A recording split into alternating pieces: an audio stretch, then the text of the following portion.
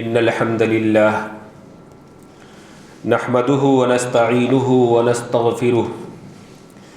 ونعوذ بالله من شرور أنفسنا ومن سيئات أعمالنا من يهده الله فلا مضل له ومن يضلل فلا هادي له وأشهد أن لا إله إلا الله وحده لا شريك له وأشهد أن محمدا عبده ورسوله يا أيها الذين آمنوا اتقوا الله حق تقاته ولا تموتن إلا وأنتم مسلمون يا أيها الناس اتقوا ربكم الذي خلقكم من نفس واحدة وخلق منها زوجها وبث منهما رجالا كثيرا ونساء واتقوا الله الذي تساءلون به والأرحام إن الله كان عليكم رقيبا يا أيها الذين آمنوا اتقوا الله وقولوا قولا سديدا يصلح لكم أعمالكم ويغفر لكم ذنوبكم ومن يطع الله ورسوله فقد فاز فوزا عظيما أما بعد فإن خير الحديث كتاب الله وخير الهدي هدي محمد صلى الله عليه وسلم وشر الأمور محدثاتها وكل محدثة بدعة وكل بدعة ضلالة وكل ضلالة في النار. أعوذ بالله من الشيطان الرجيم فإذا قضيت الصلاة فانتشروا في الأرض وابتغوا من فضل الله واذكروا الله كثيرا لعلكم تفلحون. معزز حاضرین مسجد، بزرگوں، نوجوانوں، بچوں اور اسلامی ماں اور بہنوں، ہماری اور آپ کی تمام عبادتیں، تمام نیکیاں، تمام طاعتیں اللہ وحدہ لا شریک کے لیے ہونی چاہیے، اور ہمارے ہر عمل میں دو چیزیں ضرور ہونی چاہیے، ایک اخلاص اور دوسرے اللہ کے رسول صلی اللہ علیہ وسلم کی اتباع۔ حضرات، اللہ تعالیٰ نے ہم انسانوں کو اس دنیا میں اگر پیدا فرمایا ہے تو ہماری کچھ ضروریات بھی ہیں، زندگی کے کچھ لوازمات بھی ہیں، زندگی کی گاڑی جن کے بغیر نہیں چلتی ہے، اور ہم اپنی ان ضروریات کو مختلف طریقوں سے پورا کرتے ہیں، جس کو شریعت کی اصطلاح میں معاملات کہا جاتا ہے، ایک دوسرے سے معاملہ کرنا۔ ان معاملات میں ایک بڑی ضرورت ہے انسان کی تجارت، خرید و فروخت۔ کوئی بھی شخص کسی نہ کسی طریقے سے لین دین ضرور کرتا ہے، اگر وہ اصطلاحی معنوں میں تاجر نہ بھی ہو، اس نے مارکیٹ میں کوئی دکان نہ بھی ڈال رکھی ہو، وہ اپنے آپ کو کاروباری نہ سمجھتا اور کہتا ہو، لیکن بازار کی اس کی ضرورتیں ضرور ہیں، وہ خریدتا ضرور ہے، اور کبھی نہ کبھی کچھ بیچنے کی بھی حاجت پیش آ جاتی ہے۔ ہماری شریعت جس طرح سے ایمان، نیات، عقائد اور عبادات کے تعلق سے ہمیں رہنمائی فرماتی ہے، ویسے ہی ہماری شریعت ہمیں معاملات اور تجارت کے تعلق سے بھی مکمل طور سے رہنمائی کرتی ہے۔ آپ دیکھیں گے کہ خود اللہ کے رسول صلی اللہ علیہ وسلم کی نبوت سے پہلے کی زندگی اور نبوت کے بعد کا بھی کچھ عرصہ تجارت سے جڑا ہوا ہے۔ آپ صلی اللہ علیہ وسلم کے وہ صحابہ جو مکہ سے مدینہ آئے، ان کی اکثریت تجارت پیشہ تھی۔ حضرت ابو بکر، حضرت عمر، حضرت عثمان، یہ سب تاجر تھے، بلکہ حضرت عثمان نے تو تجارت میں وہ نام کمایا اور وہ شہرت اپنی سخاوت کی بنیاد پر حاصل کی جو کم ہی لوگوں کو حاصل ہوئی۔ تجارت کوئی آسان کام بھی نہیں ہے، اس لیے آپ دیکھیں گے کہ ہماری شریعت نے تجارت کو قرآن مجید میں کئی جگہ پر عبادات سے جوڑ کر کے بیان کیا ہے۔ میں نے آپ کے سامنے سورہ جمعہ کی جو آیت کریمہ پڑھی ہے، اس آیت کریمہ میں اللہ رب العزت نے صلاۃ جمعہ کی فردیت کا ذکر کرتے ہوئے اس کے ساتھ تجارت کو جوڑ کر کے کہا کہ جب نماز جمعہ سے تم کو فراغت مل جائے، چھٹی مل جائے اور نماز پڑھ چکو، فانتشروا فی الارض، تو زمین میں اب پھیل جاؤ اور وابتغوا من فضل اللہ، اللہ کا فضل تلاش کرو، روزی روٹی تلاش کرنے میں، رزق تلاش کرنے میں، خرید و فروخت کرنے کے لیے، تجارت کرنے کے لیے لگ جاؤ۔ صرف نماز ہی کا معاملہ یا جمعہ کا معاملہ نہیں ہے، آپ دیکھیں گے سورہ بقرہ میں اللہ رب العزت نے جہاں پر حج کا ذکر کیا ہے وہاں پر بھی اسی بات کو کہا، لیس علیکم جناح ان تبتغوا فضلا من ربکم، کہ تم اگر حج کر رہے ہو، عرفہ میں ہو، مزدلفہ میں ہو، مینا میں ہو، مکہ میں ہو، کہیں پر بھی ہو، تم پر کوئی حرج نہیں ہے کہ تم عرفہ میں وقوف کے دوران، مزدلفہ میں مبیت کے دوران، مینا میں قیام کے دوران، مکہ میں رہتے ہوئے تجارت کرو۔ بطور خاص حج کے اعمال کے ساتھ اللہ تعالیٰ نے تجارت کا ذکر کیا کہ وہاں پر بھی، عرفہ میں بھی، مزدلفہ میں بھی، مینا میں بھی، مکہ میں بھی تم تجارت اور خرید و فروخت کر سکتے ہو۔ آج کل کسٹم کے معاملات بدلے،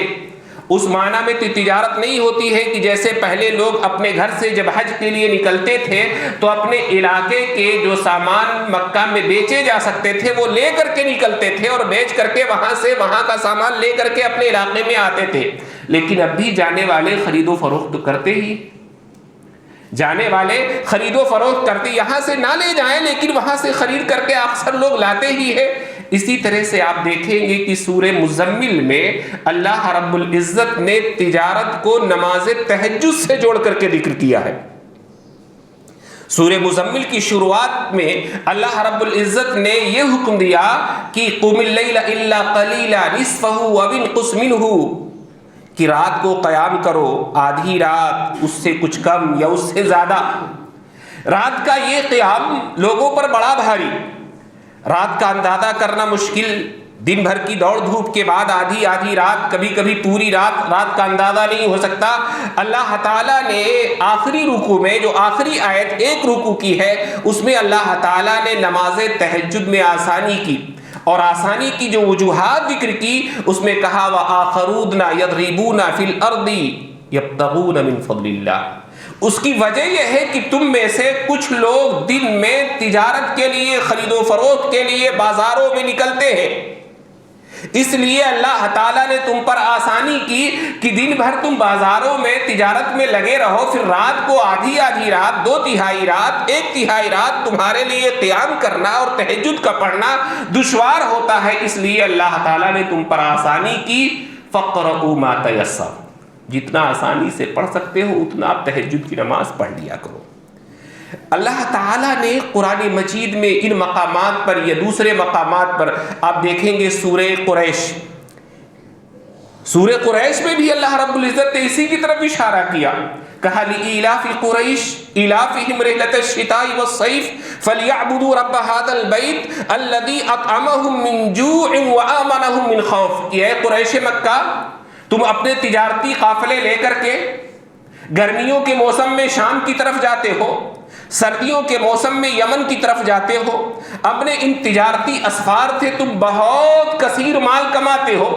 اگر تم تجارت کر رہے ہو، اللہ تعالیٰ تم کو تجارت کے ذریعے سے روزی روٹی میں برکت دے رہا ہے، تمہارے بال بچے اسی سے جی رہے ہیں، پل رہے ہیں، تمہارے گھروں میں خوشحالی آئی ہوئی ہے، فَلْيَعْبُدُوا رَبَّ هَذَا الْبَيْتِ، تو اس خانہ کعبہ کے رب کی بندگی کرو۔ اللہ نے تمہیں تمہاری تجارت میں برکت دی ہے، تجارتی اسفار کے مواقع دیے ہیں، تو اللہ کا بھی حق بنتا ہے کہ اس کی بندگی کرو، اس کی پوجا کرو، اس کی عبادت میں لگ جاؤ۔ تو اللہ تعالیٰ نے قرآن مجید میں جو مختلف مقامات پر تجارت کو عبادات سے جوڑ کر کے بیان کیا ہے، اس کا مقصد کیا ہے؟ اس کا مقصد یہ ہے کہ ایک تجاری کرنے والا، ایک کاروبار کرنے والا اگر اپنے کاروبار میں ایماندار ہے، اپنے کاروبار میں امانت دار ہے، اپنے کاروبار میں سچا ہے، سچ بولتا ہے، جھوٹ سے بچتا ہے، تو ایسا تجارت کرنے والا اپنی تجارت کے ذریعے سے وہ مقام حاصل کر سکتا ہے جو ایک تہجد پڑھنے والا اپنے تہجد کے ذریعے سے حاصل کر سکتا ہے، ایک نفلی روزہ رکھنے والا اپنے نفلی روزے سے حاصل کر سکتا ہے، ایک صدقات و خیرات کرنے والا جو مقام اور مرتبہ اللہ تعالیٰ کے ہاں اپنے صدقات و خیرات سے حاصل کر سکتا ہے، وہ ایک سچا امانت دار تاجر اپنی صرف تجارت کے ذریعے سے اللہ کے ہاں پا سکتا ہے۔ سنن ترمذی وغیرہ کی مشہور روایت ہے، حضرت ابو سعید خدری رضی اللہ تعالیٰ عنہ راوی ہے، کہتے ہیں کہ اللہ کے رسول صلی اللہ علیہ وسلم نے فرمایا التاجر الصدوق الامین، التاجر الصدوق الامین مع النبیین والصدیقین والشہداء، سچا امانت دار کاروباری، اپنے کاروبار اپنی تجارت میں سچ بولنے والا، ایمانداری سے کام لینے والا، امانت داری سے کام لینے والا تاجر نہ صرف جنت میں جائے گا بلکہ جنت کے اعلیٰ مقام میں ہوگا، انبیاء کے ساتھ ہوگا، صدیقین کے ساتھ ہوگا، شہداء کے ساتھ ہوگا۔ یہ کس وجہ سے ہوگا؟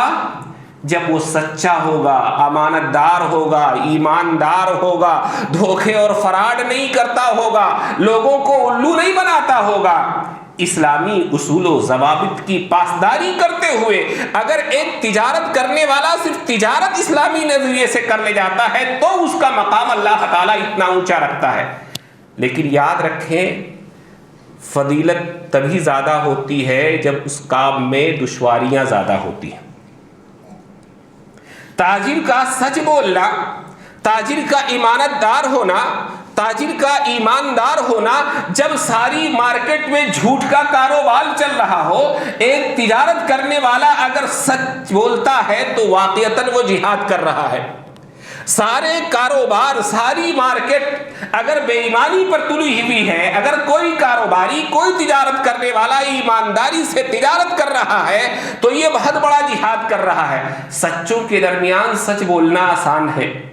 ایمانداروں کے درمیان ایمانداری کرنا آسان ہے، لیکن بے ایمانوں میں رہ کر کے ایمانداری کرنا، جھوٹوں میں رہ کر کے سچ بولنا، یہ بڑا مشکل کام ہے۔ اسی لیے اللہ تعالیٰ نے ایسے کاروباری کا یہ اونچا مقام رکھا، کہا التاجر الصدوق الامین مع النبیین والصدیقین والشہداء، سچا امانت دار تاجر قیامت کے دن جب آئے گا تو اس کا حساب کن کے ساتھ ہوگا؟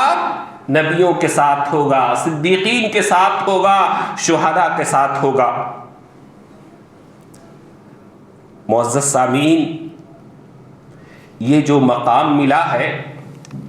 یہ مقام آپ ایسے بھی سوچو کہ یہ اصل میں بازار میں معاملہ کرنا یا معاملات کی دنیا، یہ انسان کے تقوی کا معیار۔ انسان نمازی ہے، یقیناً نیک ہے، انسان عمرے کرتا ہے، یقیناً نیکی کا کام کرتا ہے،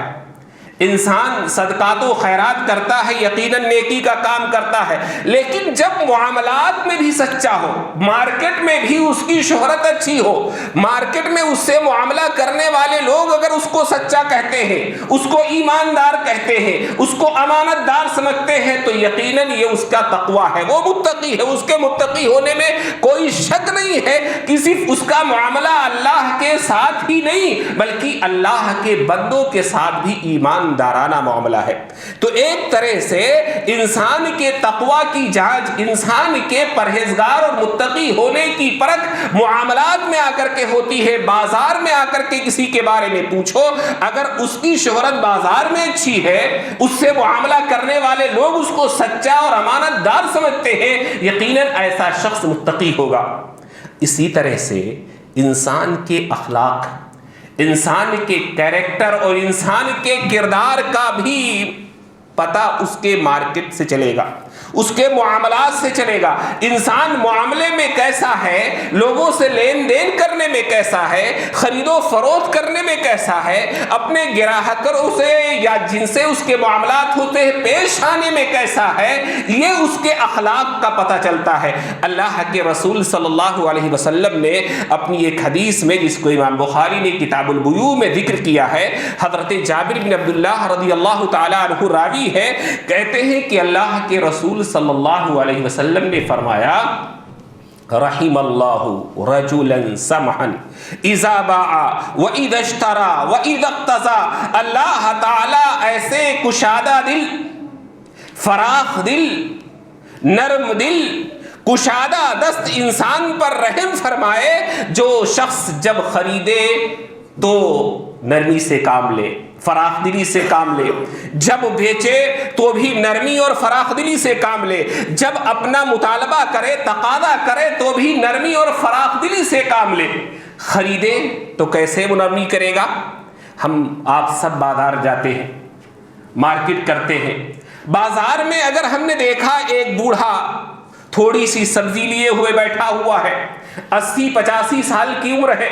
ایک بوڑھی عورت ہے 75 سال کی عمر ہے، تھوڑی سی سبزی لیے ہوئے بیٹھی ہے. یقیناً ہر شخص چاہتا ہے اچھا سامان خریدے، شو روم میں جائے، اچھی دکان سے مال لے، لیکن یہ آپ کی سماحت ہے، یہ آپ کی نرم دلی ہے، یہ آپ کی کشادہ دلی ہے کہ آپ اس بوڑھے سبزی والے کے پاس جاتے ہیں کہ اس کو اس دکان پر بٹھانے کے لیے، یہ اپنا بینک بیلنس بنانے کے لیے نہیں بیچ رہا ہے، یہ اپنا پیٹ پالنے کے لیے بیچ رہا ہے. اس کی اولاد یا تو ہے نہیں یا اس نے سہارا نہیں دیا ہے کہ جب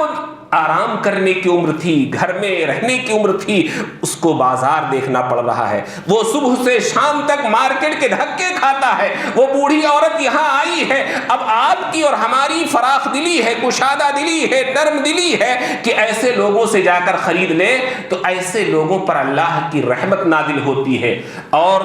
بیچتے ہوئے فراخ دلی کیا ہے؟ بیچتے ہوئے فراخ دلی یہ ہے کہ بھائی ہم نے دکان لگا رکھی ہے، ہم پھل کی دکان لگائے ہوئے ہیں، ہم 1 کلو 2 کلو پھل بیچتے ہیں. کوئی بزرگ، کوئی بوڑھا، کوئی غریب آیا اور اس نے کہا 1 سیب کتنے میں دیں گے؟ آپ کہیں جاؤ میں 1 کلو سے کم نہیں دیتا، آدھا کلو لینا ہو لو. یہ آپ کی سختی ہوئی، لیکن آپ نے اگر اس کو 1 سیب دے دیا، بیچ دیا، گرچہ آپ کلو میں ہی بیچتے ہیں، تو یہ آپ کی نرم دلی ہے، سخاوت ہے، آپ کی فیاضی ہے، آپ کی کشادہ دلی ہے کہ آپ نے اس کی حالات پر نظر رکھی کہ اس کو اتنی سکت نہیں ہے، اتنی طاقت نہیں ہے کہ 1 کلو آدھا کلو خرید لے، یہ اتنا ہی پیسہ رکھتا ہے کہ 1 ہی سیب خرید سکتا ہے. ہم اس کے ساتھ نرمی سے معاملہ کریں. اور تقاضے میں بھی اگر نرمی کرتا ہے انسان، اللہ کے رسول صلی اللہ علیہ وسلم کی ایک حدیث جس کو امام ترمذی نے کتاب البیوع میں ذکر کیا ہے، حضرت جابر رضی اللہ تعالیٰ عنہ ہی راوی ہے کہ اللہ کے رسول صلی اللہ علیہ وسلم نے فرمایا غفر اللہ لرجل کان قبلکم کان سہلا اذا باع سہلا اذا اشترى سہلا اذا ابتغى. تم سے پہلے کی امتوں میں ایک شخص جب بیچتا تھا نرمی سے کام لیتا تھا، جب خریدتا تھا نرمی سے کام لیتا تھا، جب اپنے حق کا مطالبہ کرتا تھا نرمی سے کام لیتا تھا. اس کی اسی خوبی کی بنا پر اللہ تعالیٰ نے اس کی بخشش فرما دی، اللہ تعالیٰ نے اس کو بخش دیا. تو اسلام یہ بھی سکھاتا ہے کہ خرید و فروخت کے معاملے میں نرمی ہو، فراخ دلی ہو، کشادہ دلی ہو، سامنے والے کا خیال رکھا جائے. اسی طرح سے اسلام تجارت کے معاملے میں یہ تعلیم بھی دیتا ہے کہ انسان خود گرد نہ ہو، دوسرے کا استحصال کرنے والا نہ ہو، دوسرے کی کسی مجبوری کا فائدہ اٹھانے والا نہ ہو. کہ ایک شخص ہے، مجبور ہے، پریشان ہے، اس پریشانی کی وجہ سے وہ اپنا کوئی سامان، کوئی چیز بیچنا چاہتا ہے اور ہم اس کی اس مجبوری کا فائدہ اٹھائیں کہ 50,000 کا سامان 5,000 میں خرید لے، 50,000 کا سامان 5,000 میں خرید لے. اسلام ایسا نہیں چاہتا. اسلام کہتا ہے لا ضرر ولا اضرار، نہ نقصان اٹھاؤ نہ دوسرے کو نقصان پہنچاؤ. خود بھی نقصان نہیں اٹھانا ہے لیکن دوسرے کو بھی نقصان نہیں پہنچانا ہے. اب ایسے ضرورت مند کو اگر آپ نے کہا کہ بھائی تمہاری مجبوری ہے مجھ سے قرض لے لو، یہ سب سے بہتر ہے. لیکن اگر قرض نہیں بھی دے سکتے ہو تو جو سامان کی مارکیٹ ویلیو ہے اس ویلیو میں اس کو خریدو، گرچہ وہ اپنی مجبوری میں کم دام میں دینے کو تیار ہو۔ تاریخ اور سیرت کی کتابوں میں حضرت جریر بن عبداللہ رضی اللہ تعالی عنہ کا ایک واقعہ ملتا ہے کہ انہوں نے اپنے غلام کو مارکیٹ سے ایک گھوڑا خریدنے کے لیے بھیجا۔ ان کا غلام 300 درہم میں ایک گھوڑا خرید لایا، 300 درہم میں گھوڑا خرید لایا۔ حضرت جریر نے دیکھا تو گھوڑا بڑا عالی شان، بڑا عالی نسل کا بہت بہترین گھوڑا، ان کو اس کی قیمت بہت زیادہ معلوم ہوئی۔ کہا کہ چلو مجھ کو لے چلو گھوڑے کے مالک کے پاس۔ گئے، اس سے کہا کہ بھائی تم نے کتنے میں بیچا؟ اس نے کہا 300۔ کہا اس کی ویلیو، اس کی قیمت تو بہت زیادہ ہے، کتنا دے دوں میں آپ کو؟ کہا 400 دے دیجئے۔ کہا نہیں اور بھی زیادہ ہے۔ کہا 500 دے دیجئے۔ کہا اور زیادہ ہے۔ 800 درہم اس کو دے کر کے آئے، 300 کے بجائے 800، 500 مزید بڑھا کر کے دیا۔ یہ ہمارے صحابہ کرام تھے کہ وہ لوگوں کی مجبوریوں سے فائدہ نہیں اٹھاتے تھے۔ ہماری شریعت ہم کو یہی سکھاتی ہے کہ ہم فائدہ نہ اٹھائیں کسی کی مجبوری کا۔ حضرات، اسلام بڑے واضح اصول اور واضح تعلیمات اس سلسلے میں دیتا ہے۔ اسلام کہتا ہے کہ تجارت کے معاملے میں سچ بولو، گرچہ تمہارا فائدہ کم ہو، تمہارا فائدہ نہ ہو، لیکن سچ ہی بولو۔ صحیح بخاری کتاب البیوع کی روایت ہے، حضرت حکیم بن حزام رضی اللہ تعالیٰ عنہ راوی ہے، کہتے ہیں کہ اللہ کے رسول صلی اللہ علیہ وسلم نے فرمایا البیعان بالخیار ما لم یتفرقا، بیچنے والے اور خریدنے والے جب تک آپس میں جدا نہ ہو تب تک ان کو اپنے مال کی واپسی کا اختیار ہوتا ہے۔ دکان پر آپ کا گراہک کھڑا ہوا ہے، وہاں سے ہٹ کر کے دوسری دکان پر نہیں گیا ہے، گرچہ اس نے سامان خرید لیا ہے، قیمت دے دی ہے، اس کو واپسی کا اختیار ہے۔ آگے آپ نے فرمایا فَإِن صَدَقَا وَبَيَّنَا بُورِكَ لَهُمَا فِي بَيْعِهِمَا، اگر دونوں نے سچ بولا اور اپنے سامان میں اگر کوئی عیب تھا اس کی وضاحت کر دی، سچ بولا، جھوٹ نہیں بولا، سامان میں عیب تھا اس کی وضاحت کر دی، بُورِكَ لَهُمَا فِي بَيْعِهِمَا، اس کے خرید و فروخت میں، اس کی تجارت میں گرچہ اس کو نفع معمولی دکھائی دے رہا ہو لیکن اللہ تعالیٰ برکت ڈالے گا، اللہ برکت ڈالے گا، اس سے مزید وہ کمائے گا، اس کی اعلیٰ اولاد خوشحال رہے گی، اس پر بیماریاں نہیں آئیں گی، آسمانی سلطانی سے محفوظ رہے گا ایسا شخص، کیونکہ اللہ برکت ڈال دے گا۔ وَإِن كَذَبَ وَكَتَمَ، لیکن دونوں میں سے کسی نے، خواہ بیچنے والے نے جھوٹ بولا، خواہ خریدنے والے نے جھوٹ بولا، وَكَتَمَ، اور عیب کو چھپا لیا، سامان میں عیب تھا چھپا لیا، محقت برکت بیعہما، تو ان دونوں کے تجارت کی برکت ختم کر دی جاتی۔ ہو سکتا ہے اس نے 100 کا 200 کما لیا ہو، بظاہر اس نے بڑا منافع کمایا ہو، لیکن اللہ تعالیٰ اس کے بدلے میں جو پریشانیاں اس کے ساتھ لائے گا، مزید جو نقصانات ہوں گے، اس پر جو مصائب آئیں گے، اس کی اعلیٰ اولاد کو جو پریشانیاں لاحق ہوں گے، خود وہ جس طرح سے پریشان ہوگا اس کی تجارت کی برکت ختم ہو جائے گی۔ یہ کام دکاندار بھی کرتا ہے اور یہ کام خریدار بھی کرتا ہے۔ خریدار بھی 10 کا نوٹ پھٹا ہوا لے جاتا ہے، لپیٹ کر کے دیتا ہے، عیب بتا کر کے دو، دکاندار کو لینا ہوگا لے گا۔ سامان میں کمی ہے، عیب دار سامان بیچنا ناجائز نہیں ہے، لیکن عیب کو بتا کر کے بیچو۔ آپ کا روپیہ 500 کا نوٹ پھٹا ہے، آپ کا وہ نوٹ چل جائے گا، آپ دکاندار کو بتاؤ، اگر لینا ہوگا لے گا، تم دوسری دکان پر جاؤ یا اپنا نقصان برداشت کرو، لیکن کسی کو دھوکہ دینا، فراڈ کرنا، یہ شریعت کسی طور پر بھی پسند نہیں کرتی ہے۔ کسی طرح کا فراڈ، کسی بھی قسم کا فراڈ شریعت اس کی اجازت دیتی ہی نہیں ہے۔ ایک بار اللہ کے رسول صلی اللہ علیہ وسلم، جیسا کہ حضرت عبداللہ بن عمر رضی اللہ تعالی عنہ کی روایت ہے، کہ حضرت ابو ہریرہ کی روایت ہے، مسلم میں کتاب الایمان کی روایت ہے کہ مر رسول اللہ صلی اللہ علیہ وسلم علی صبرۃ طعام، اللہ کے رسول صلی اللہ علیہ وسلم ایک بار بازار سے گزرتے ہوئے اناج کے ایک ڈھیر کے پاس سے گزرے، غلہ پورا ڈھیر لگا کر کے دکاندار بیچ رہا تھا، فادخل یدہ فیہا، آپ صلی اللہ علیہ وسلم نے غلے کے ڈھیر میں ہاتھ ڈالا، فَأَصَابَتْهُ بَلَلَةٌ،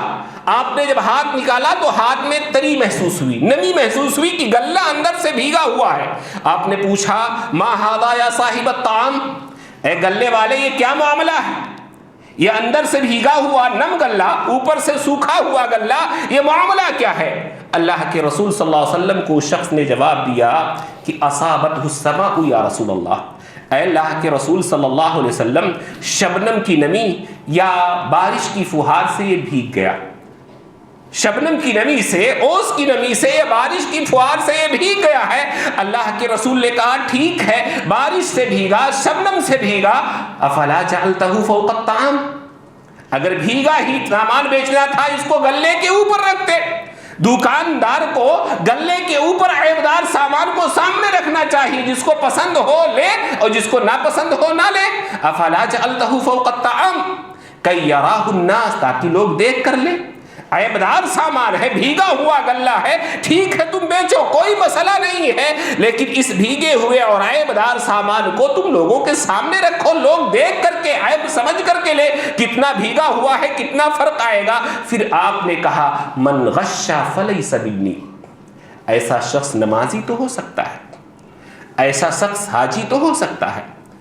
ایسا شخص مخیر تو ہو سکتا ہے، ایسا شخص روزے دار تو ہو سکتا ہے، لیکن ایسا فراڈ کرنے والا، دھوکے دینے والا سچا مسلمان نہیں ہو سکتا۔ من غش فلیس منی، جس نے دھوکہ دیا وہ ہم مسلمانوں میں سے نہیں ہے، نہیں ہے، نہیں ہے۔ یہ معاملہ اس قدر گمبھیر ہے، دھوکہ دینا، فراڈ کرنا،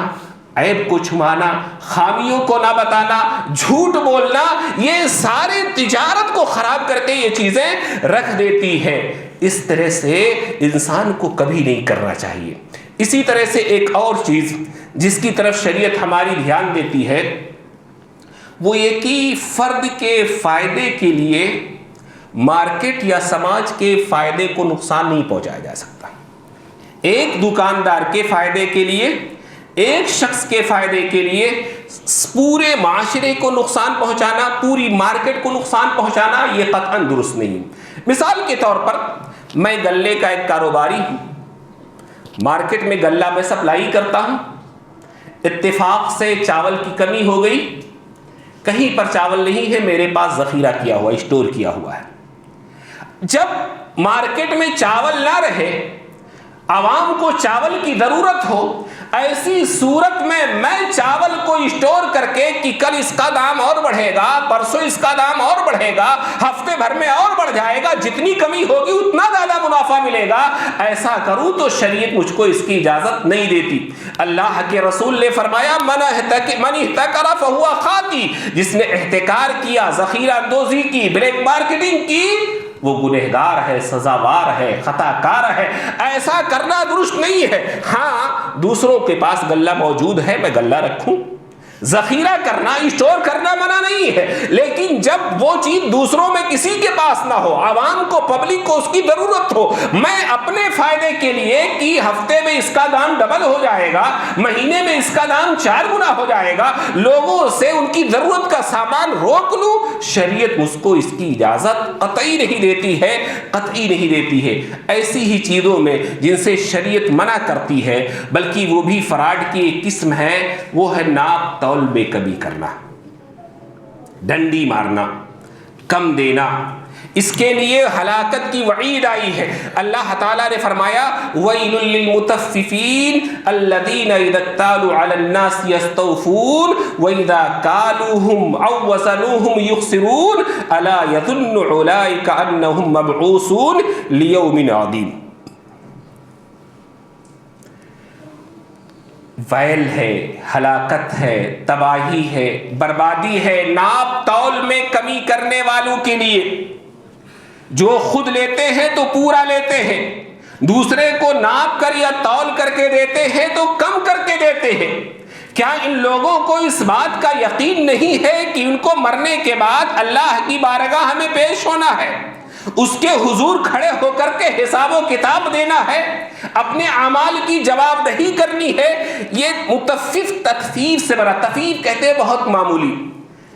100 گرام سامان دینے والا کتنا معمولی کر لے گا؟ 5 گرام دبا لے گا. 1 کلو بیچنے والا کتنا لے لے گا؟ 100 گرام لے لے گا, 50 گرام لے لے گا. لیکن یہ اس کی خصت ہے کہ جو آدمی 50 گرام 10 گرام 5 گرام گراہک سے کاٹ کر کے رکھتا ہے, اگر موقع ملے تو یہ گلا کاٹ کر کے کروڑوں بھی لے سکتا ہے. جو 1 گرام 2 گرام کے لیے لوگوں سے کاٹ کاٹ کر کے بےمانیاں کرتا ہے, یہ اتنا خسیس ہے کہ اگر ملے تو لوگوں کے ہاں ڈاکے ڈال کر لے لے. لیکن چونکہ ہمت نہیں ہے,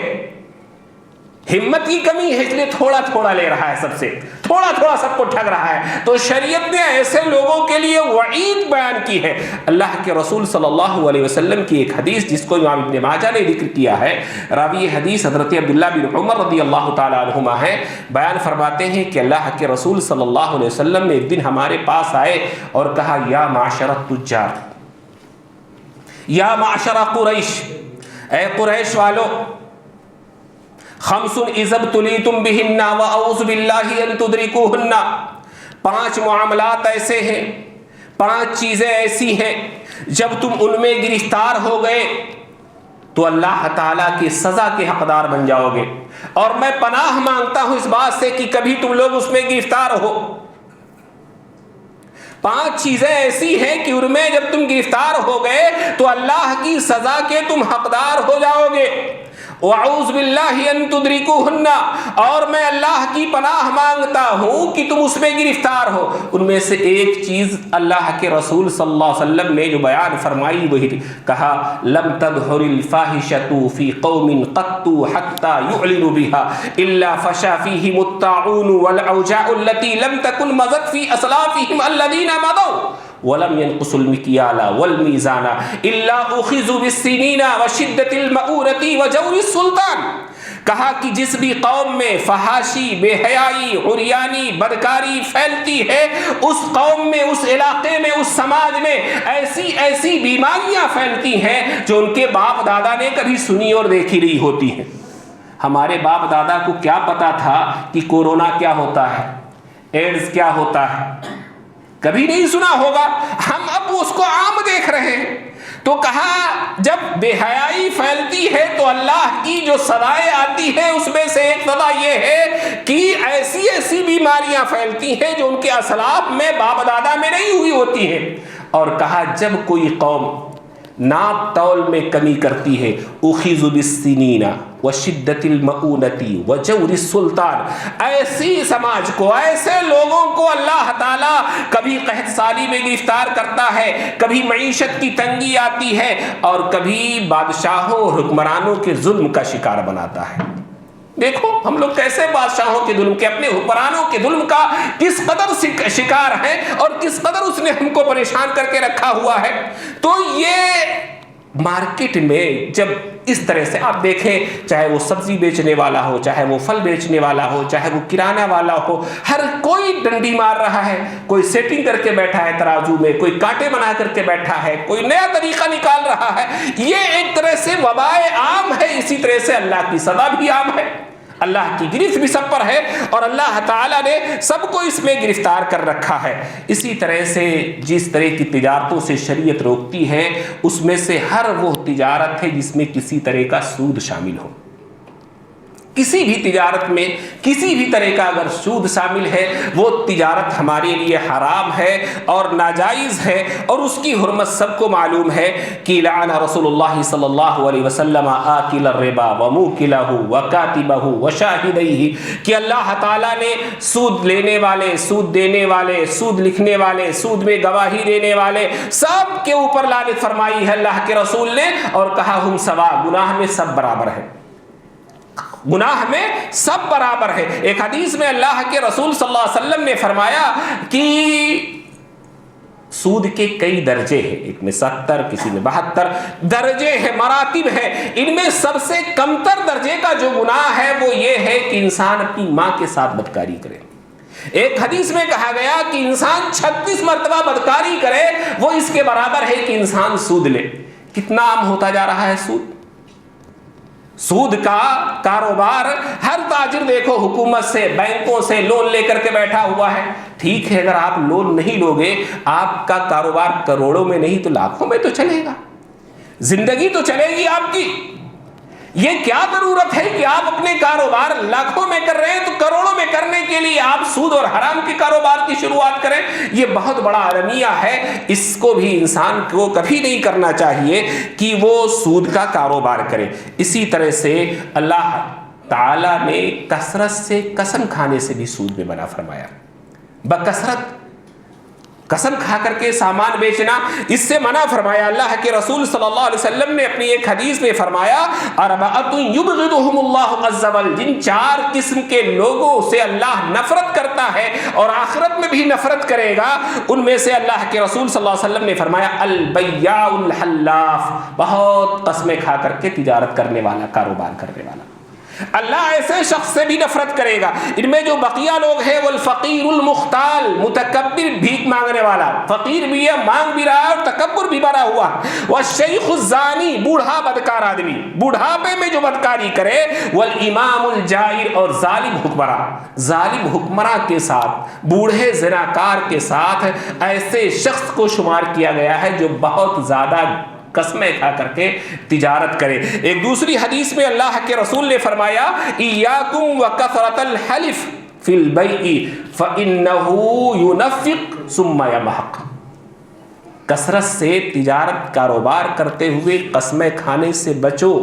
قسمیں کھانے سے سامان تو بک جاتا ہے لیکن برکت ختم ہو جاتی ہے۔ سامان وقتی طور پر جھوٹی قسم کھا کر کے یا سچی قسم ہی کھا لیا، قسم کھایا، قسم کھا کر کے بیچ دیا، لیکن سامان بک گیا، اس کی برکت ختم ہو جاتی ہے۔ یہ ساری چیزیں ہمیں بتلاتی ہیں کہ ایک مسلمان تاجر کی جو فضیلت ہے وہ مشروط ہے۔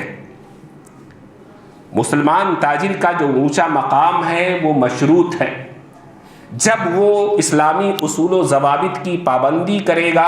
تو وہ اپنے تاجر کے مقام سے اٹھ کر کے انبیاء، صدیقین اور شہداء کے مقام تک جا سکتا ہے، لیکن اگر وہ پابندی نہیں کرتا ہے تو اس کا حال کیا ہوگا؟ حضرت رفاعہ بیان کرتے ہیں کہ اللہ کے رسول صلی اللہ علیہ وسلم نے فرمایا خرجنا مع رسول اللہ صلی اللہ علیہ وسلم، ہم اللہ کے رسول صلی اللہ علیہ وسلم کے ساتھ ایک دن باہر نکلے، فَإِذَا النَّاسُ يَتَبَايَعُونَ بُكْرَةً، صبح صبح دیکھا کہ کچھ لوگ خرید و فروخت میں لگے ہوئے ہیں۔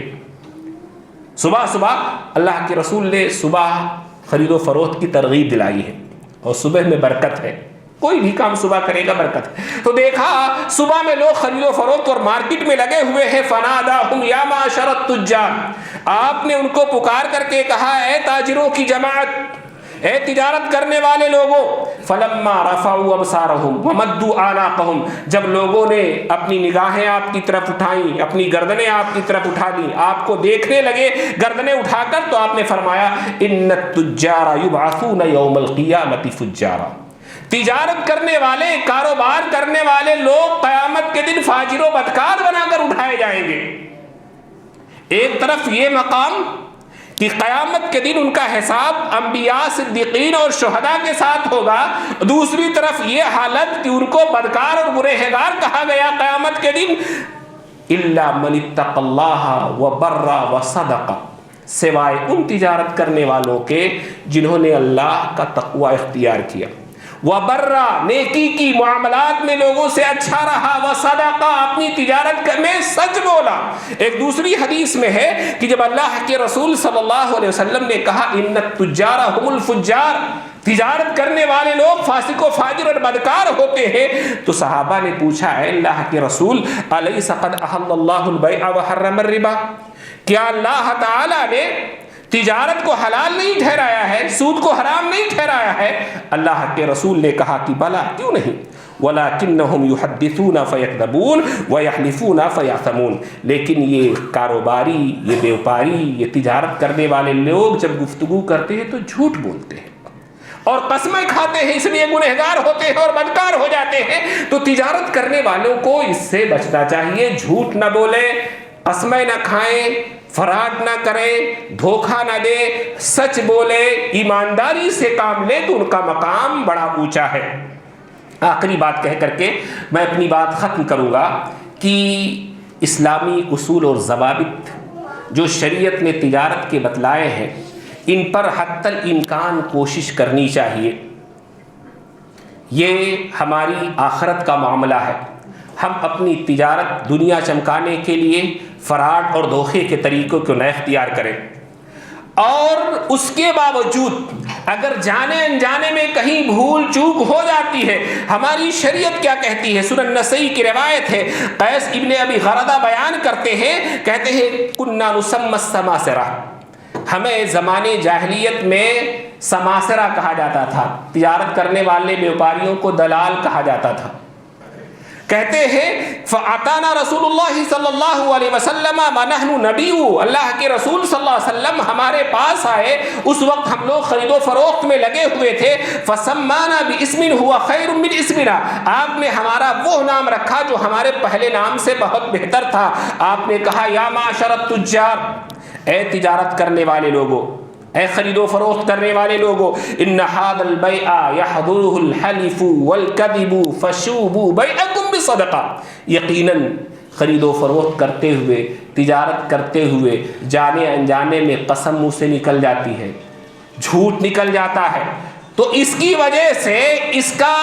کفارہ کیا ہے؟ فشوبوا بیعکم بصدقہ، تم اپنی تجارت کے ساتھ ساتھ صدقہ بھی کرتے رہو، تاکہ اگر کہیں جانے انجانے میں جھوٹ نکلا ہے، قسم کھائی ہے، تو اس کا کفارہ یہ ہو جائے، تمہارا صدقہ تمہارے اس گناہ کے لیے کفارہ بن جائے گا۔ تو اللہ تعالیٰ نے اگر آپ کو تاجر بنایا ہے، ہم کو تجارت بنایا ہے، ہمارا وہی پیشہ ہے، تو ہم کو یقین ہو کہ ہم جھوٹ نہیں بولتے، ہم قسم نہیں کھاتے، پھر بھی ساتھ میں صدقہ کرتے رہنا چاہیے، تاکہ اگر جانے انجانے میں کہیں کوئی غلطی ہوئی ہے تو اللہ تعالی ہماری اس غلطی کا کفارہ اس صدقہ کو ہمارے لیے بنا دے۔ اللہ تعالیٰ سے دعا ہے کہ اللہ تعالیٰ ہم سب کی زندگی کو خوشحال بنا دے، اللہ تعالیٰ ہم سب کی خرید و فروخت میں برکت عطا فرمائے، اللہ تعالیٰ ہمارے تاجر بھائیوں کے مال میں اور ان کی صداقت اور سچائی کی وجہ سے برکتوں سے نوازے، اللہ تعالیٰ سب کو خوشحال بنائے، اور ہم سب کو اپنے جس بھی معاملے دنیا میں کرتے ہیں سب میں سچا رکھے اور امانت دار رکھے اور ایماندار رکھے اور شریعت کے اصولوں کو پابندی کرنے والا بنائے رکھے، جب تک ہمیں زندہ رکھے اسلام و ایمان کی ساتھ زندہ رکھے، اور جب ہمارا خاتمہ ہو تو ایمان پر ہو۔ اقول قولی ھذا استغفر اللہ لی ولکم ولسائر المسلمین انہ تعالی جواد کریم بل رؤوف الرحیم۔